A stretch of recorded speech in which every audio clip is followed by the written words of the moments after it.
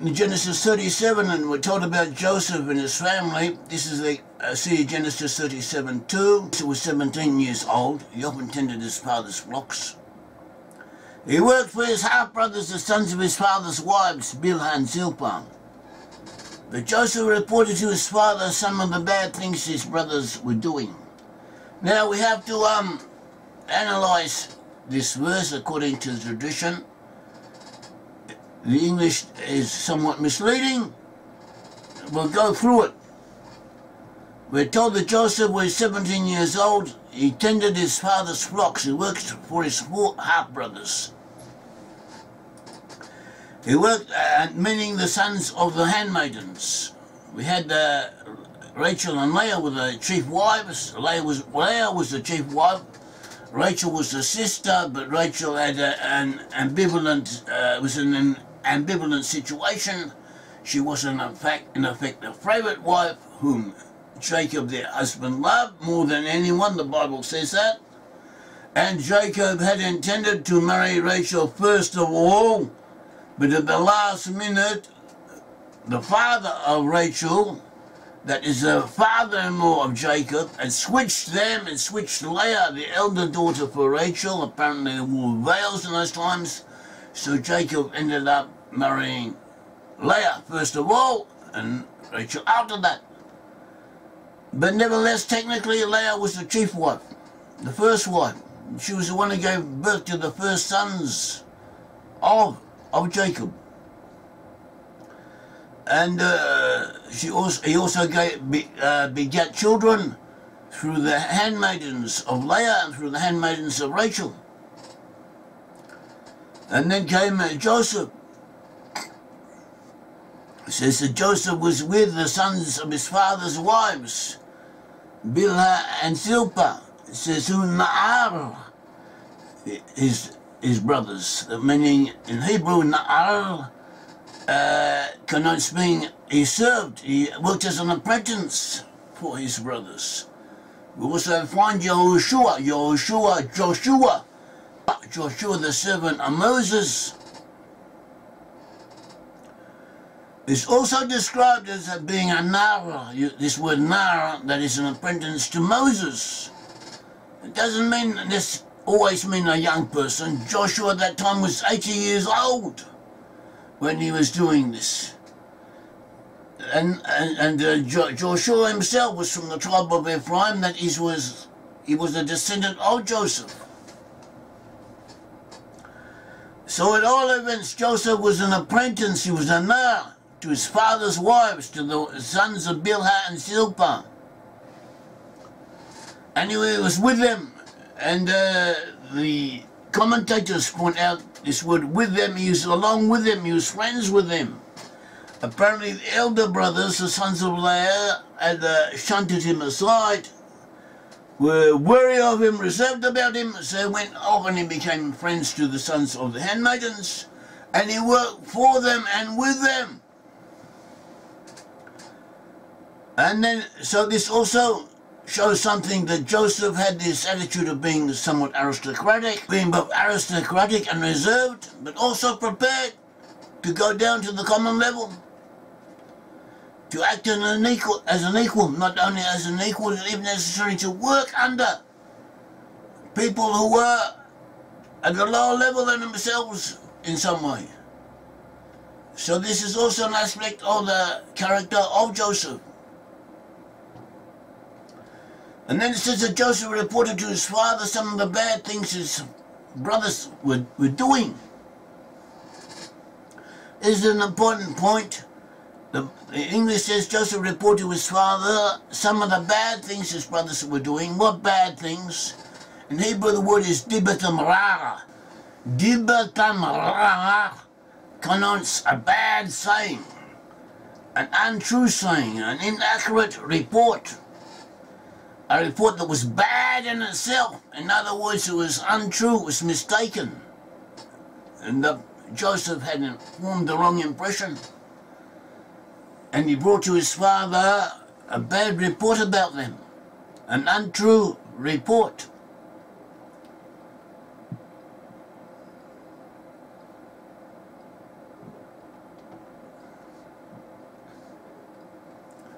And this report concerning his brothers, what brothers? The sons of Leah. He did not report about the sons of Bilhah and Zilpah, but the sons of Leah. He reported about them.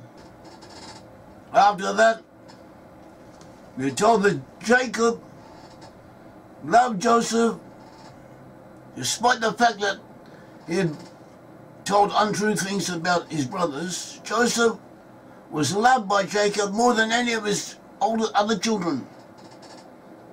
And Jacob gave Joseph a cloak of many colors, a cotonut passing in Hebrew, a cotonut passing, which connotes a coat of interlocking squares, a pattern type design. And such a type of design indicated royalty. We later find that Tamar, the son of David, the son of King David, wore such a cloak.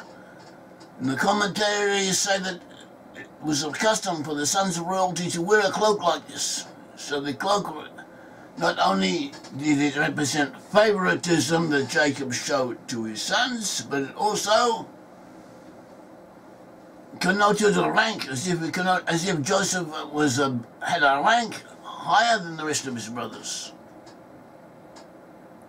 So the brothers hated Joseph because they were jealous of him, and also because he had said bad things about them.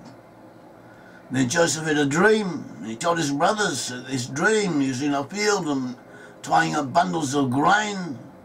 Suddenly my bundle stood up and your bundles all gathered around and bowed down before me. And the brothers said, do you think you'll be our king? Do you? That we will allow you to reign over us? And they hated him even more because of this. Then he had another dream. He said, the sun, moon, and 11 stars bowed down before me. And so his father told him off about this. He asked, what kind of dream is this? Will your mother and I and your brothers actually come and bow down to the ground before you? So the brothers were jealous of Joseph. His father wondered what the dreams meant. And we have the expression, the American dream. This is something of the American existence. To have a dream, to believe in yourself, to believe in your future, to believe in the possibility of becoming something more than what you are. And this has made an American a great nation because people believed in themselves and tried to bring to fruition, bring to expression this dream of theirs. Do you have this? Do you have this in yourself, to believe in yourself, to believe you can go higher than what you are? Or you or your children have the ability for determination, for effort, to refuse to be disheartened by initial failures. We all suffer from failures now and again. So an aspect of Joseph is not to be disheartened by them. Now apparently all these points brought together, they indicated that Joseph was trying to dispossess them. He was telling bad things about them.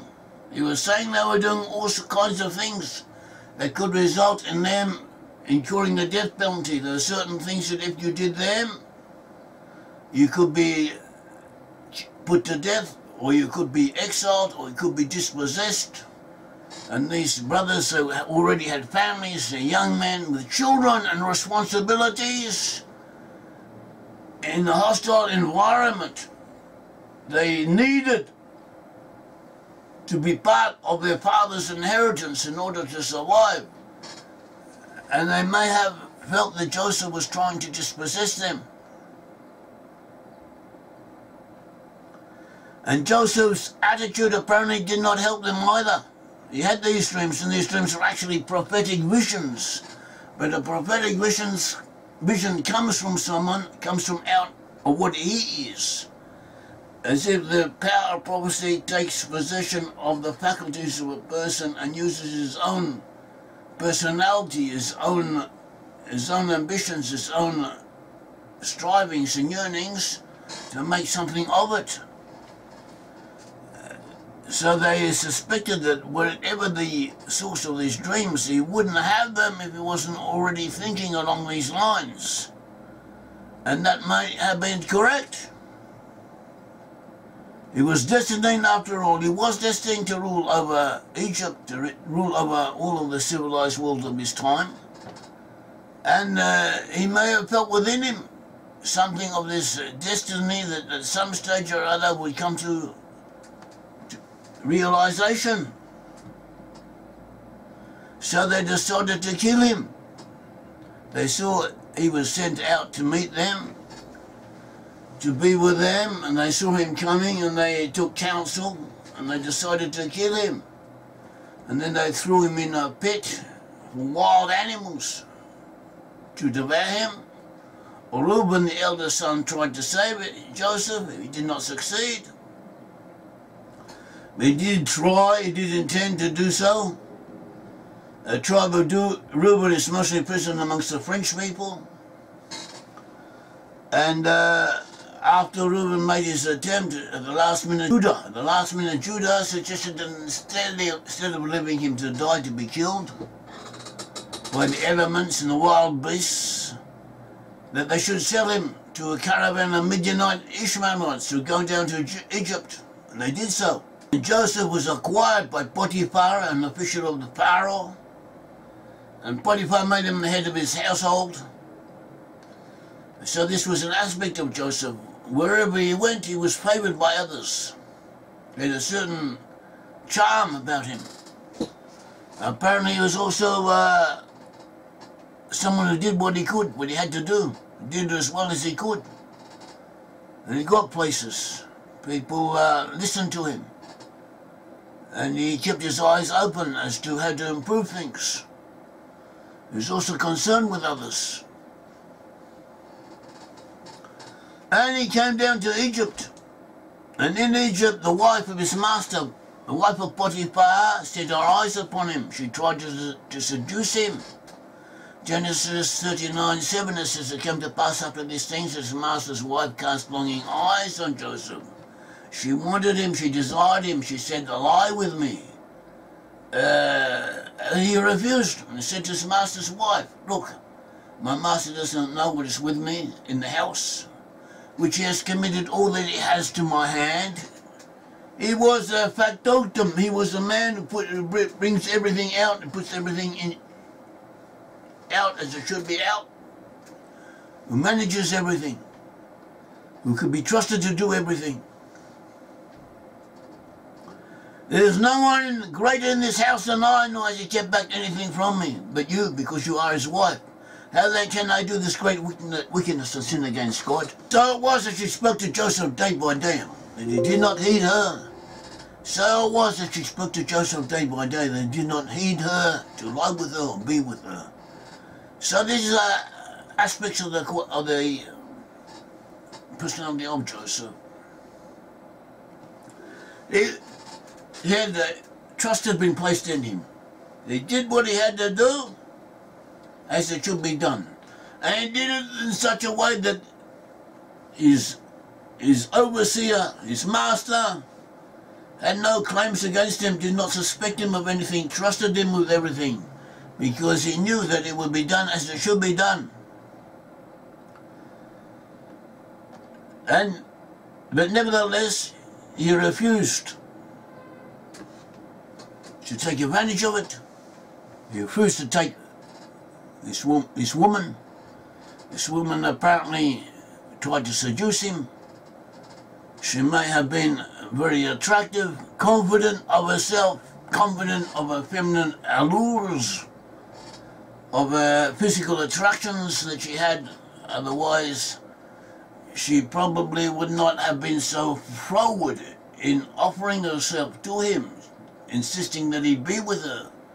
There may have been a physical attraction. She may have felt it. Women feel these things. So she didn't understand how he was keeping himself back. And that was why she was insisting. And he was not prepared to do it. First of all, because God did not allow it. And also because it would have been a display of ingratitude, a rebellion against authority. So do you have these attributes? Are you that way? Do you think of how things should go. If you had to do something, if you had a chance to do something bad, do you take into recognition? Do you take cognizance of what God wants of it, of how society should be conducted? If something is right and proper, not right and proper. Are you faithful to those who have helped you, to those of you who have befriended you, to those who you are on good terms with? And can you hold yourself back from physical advantage, from physical satisfaction when you have to? When you have to refuse it, do you do so? Do you have self-respect? Do you honor others? As Joseph honored both himself, and he honored God, and he honored his master. And he also, in effect, honored the woman by not taking advantage of her, by not giving in to her.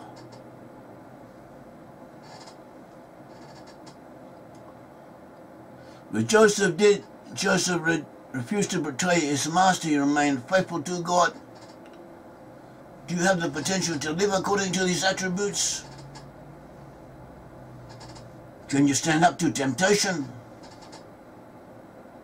Can you do what has to be done when it needs to be doing? And do you have empathy? Joseph had this. Joseph, as we will see, Joseph had empathy for others. So that was also a consideration. He thought of how, if he was in his master's place, how would his master feel if he was known to him that his wife was having something with the second in command in his place. He wouldn't have felt good. He would have been disrespected. And Joseph felt this. And he refused to go along with it. He was faithful to God, he was faithful to man, he was faithful to himself. Do you have the ability to live like this? Now these are basic things that all civilized people agree with. So it doesn't mean that because you are good in this way that you belong to Joseph, but it is a beginning. It's something that not everyone does. It is in effect unusual to some degree. And it is also something that descendants of Joseph have, or wish they had, or would like to have. It is a point of honor with them. Honor is something beyond how other people look at you. Honor is something that you have within yourself, between yourself and the Almighty. And Joseph had this. Even though he wasn't perfect, he himself had faults. He, for instance, he apparently believed bad things about his brothers. And he reported them to his father, and these bad things were not true. So this shows a certain gullibility. Gullibility and an inclination to believe the worst in people. Sometimes make mistakes in this direction. So that too is an aspect of Joseph, a weakness that Joseph had.